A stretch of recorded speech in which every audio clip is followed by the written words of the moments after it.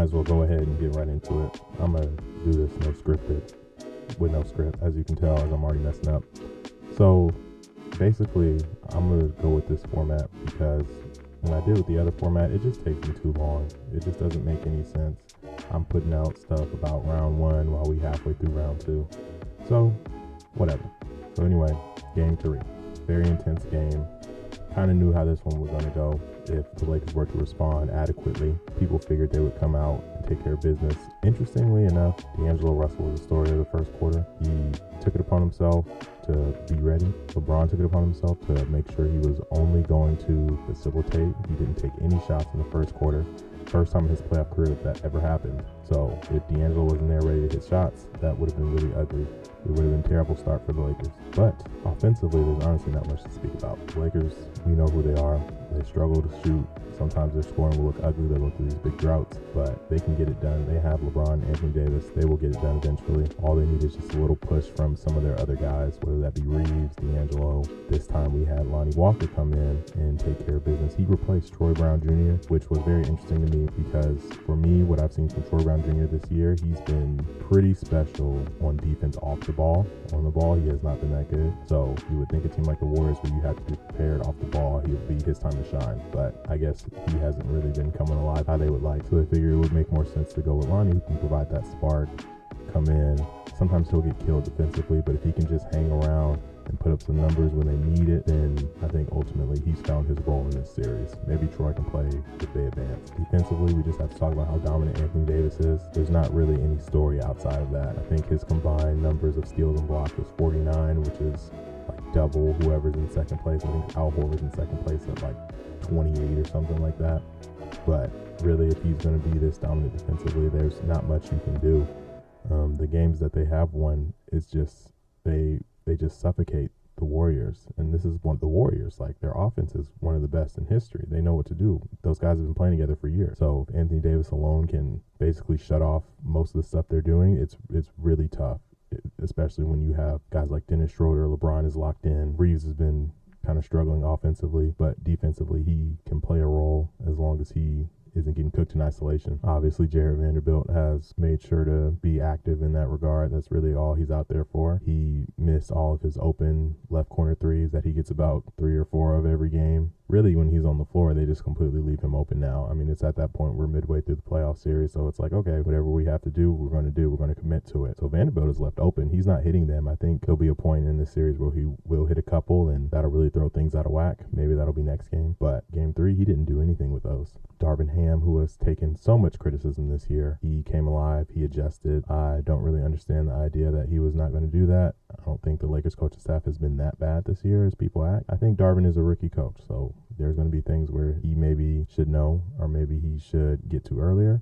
But overall, in the playoffs, he has enough people in his ear to tell him, in enough film in front of him. Darvin has been on coaching staffs for many, many years. He has been on coaching staffs that have been in the playoffs. He has a ring as an assistant coach. So this idea that he's going to be completely out of his league and have no idea what to do, that was always ridiculous to me. On the other hand, Steve Kerr is Steve Kerr. He's one of the best coaches in NBA history for a reason. I can't count them out of this series partially because of him. Just looking at Steve's record historically, he is 5-1 when his team is down 2-1. I think that's, if I'm going off the top of my head, 2015 Memphis, 2015 Cavs, probably 2016 Thunder. I know 2018 Rockets for sure. And the last one I'm not sure right now, unless that would be 2023 Celtics. And I think that's all 5. And I think the one that he lost would probably be the 2019 finals against the Raptors. So his track record is what it is. There have been times where the Warriors did not look like, they had those game 3s where they would lose and things looked really bad. They were airballing and people were calling the series over. And there were times where they would come off and basically rattle off 3 straight. Like, that's for sure happened. I think in 4 of those 5 series, they basically just won 3 straight. Actually, probably the Rockets one was the closest they actually came to losing out of those.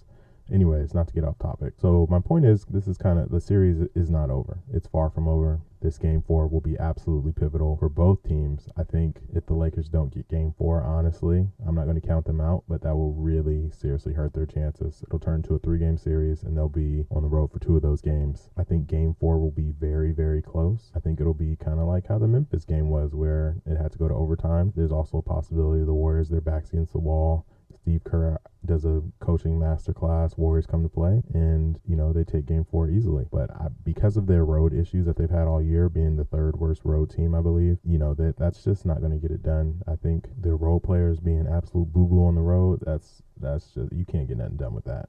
So Jordan Poole has been terrible. Andrew Wiggins hasn't been terrible, but he has not been like as impactful as he was last year. He had that dunk, but like they were down 16, 18 at the time. Like having that dunk does not really help you do much. But I expect Curry to show up. I think Clay will show up, and if they could get someone like Draymond to show up, Draymond in big time moments, he can hit some threes. So if Draymond starts hitting threes, the Lakers game plan is completely out of whack. So they just need maybe one or two guys to really pick up the slack and start scoring, and they can be in good shape for game 4. But that's easier said than done.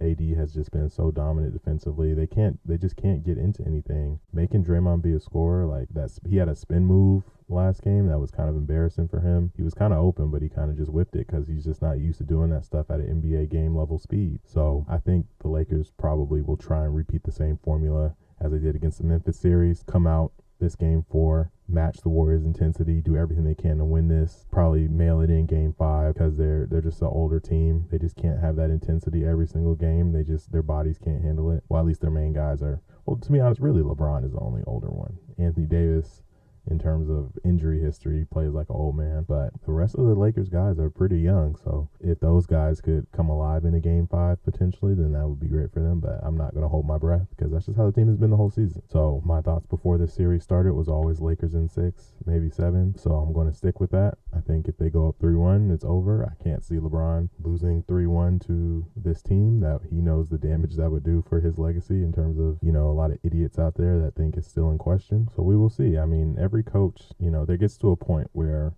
as a coach, you just don't have any more adjustments to make. Like the team will have figured you out, and there's nothing you can do that will match it at an effective level. And if Anthony Davis is dominating like this, I think that is what we will see. But overall, you never know. Can't count the Warriors out. Curry could just take over and be like, forget this. I'm dropping 40. I'm dropping 45 and completely have that team take the win. So we'll see. I think tomorrow will be interesting. It'll be pretty telling for how the rest of the series will go. I do think a more important game to see who will win will be game 5. I think game 5 is usually a pretty good indicator of who wins the series, but if the Warriors are down 3-1 at that point, I do not think that will be the thing that can save them. So we'll see. Also, I just wanted to touch on this whole refereeing controversy. People sound insane with some of these conspiracy theories, man. It just doesn't make sense. The Warriors are one of the most popular teams in the league, if not at times the most popular team. Obviously, the refs have no reason to be against them. There's no conceivable argument you can make that the referees could be against the Warriors. It just doesn't make sense. He was like, oh, well, they're so popular, they don't want them to win. Well, you're playing against the Lakers. Are they not popular as well? So I just don't understand that idea.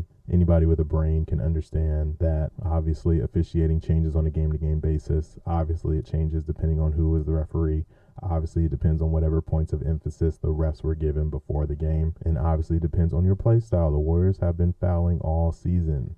It's not just going to magically go away that once the playoff starts. You are who you are. The regular season may not be completely as important as it used to be, but it can be very telling on who you are as a team. I think it just does a disservice to the game of basketball for people to talk about the refs are out to get us. We would be winning if it wasn't for the refs. Free throw disparity, blah, blah, blah, blah, foul disparity, like that stuff. You just have some accountability. If your team is losing, accept that your team is losing. I can understand, once again, I've probably mentioned this before, if it's like one last minute foul call and it completely swings momentum and you end up losing by 2 or 3. But overall, if you're getting blown out, like, you cannot blame that on free throws. Be serious. All right, that's all I got to say.